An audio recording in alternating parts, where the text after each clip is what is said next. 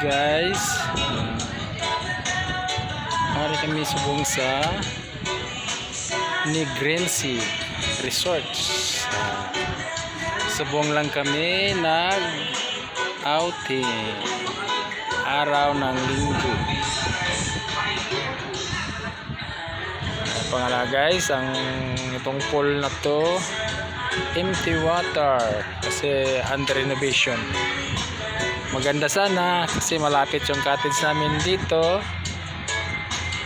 pero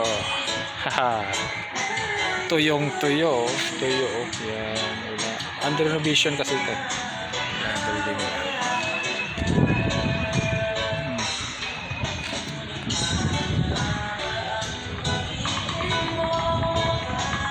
Ang ganda ng tower nila sa taas yan. Malapad kasi itong Negrense Resorts.